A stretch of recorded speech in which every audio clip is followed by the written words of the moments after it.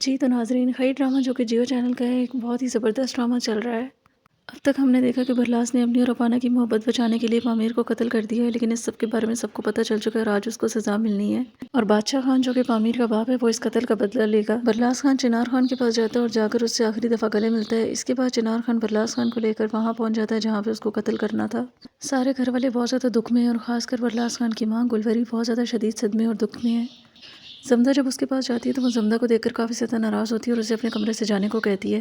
اس کے بعد وہ زمدہ سے کہتی ہے کہ تم تو یہی چاہتی تھی، یہ سب کچھ تو ہو رہا ہے، اب تم تو بہت زیادہ خوش ہوگی اور تم میرے زخموں پر نمک چھڑکنے آئی ہو۔ اس بات کے جواب میں زمدہ گلوری سے کہتی ہے کہ نہیں، میں تمہارے زخموں پر نمک چھڑکنے نہیں ہے بلکہ میں تمہارا ہم لگانے آئی ہوں، اور مجھ سے زیادہ اپنوں کا دکھ کون سمجھ سکتا ہے۔ اس کے بعد زمدہ گلوری سے کہتی ہے کہ محبت برلاس اور اپانا دونوں نے کی، اس لیے سزا ایک کو نہیں ملنی چاہیے، تم جاؤ اور جا کے سب سے بات کرو۔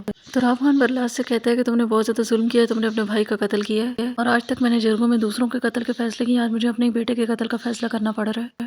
لیکن بادشاہ خان کا نقصان ہوا ہے، تم نے اس کے بیٹے کو قتل کیا، اس لیے اب فیصلہ اس کے ہاتھ میں اور وہ انصاف چاہتا ہے۔ اتنی دیر میں گلوری بھی وہاں پہ آ جاتی ہے اور وہ وہاں پہ جا کے سیدھا تراب خان سے کہتی ہے کہ اگر تم نے انصاف کرنا ہے تو تم طریقے سے انصاف کرو، اکیلا میرے بیٹے کا قصور نہیں بلکہ اس میں اپانا بھی شامل ہے، اس کو بھی سزا ملنی چاہیے۔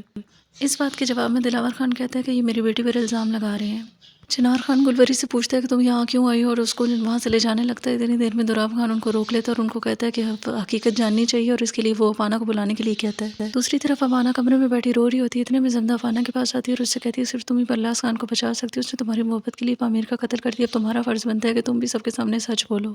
اس کے بعد وہ اپانا سے کہتی ہے کہ تم جاؤ اور جا کر سب کو سچ پتا، ہو سکتا ہے اس کے بعد وہ برلاس خان کو معاف کر دیں۔ دوسری طرف دلاور خان جا کے اپانا کی ماں سے کہتا ہے کہ اگر اپانا بھی اس سب میں شامل ہوئی تو وہ برلاس کے ساتھ ساتھ اپانا کو بھی قتل کر دیں گی، اس لیے تم جاؤ اور جا کر اپانا سے کہو کہ وہ اس سب سے مکر جائے۔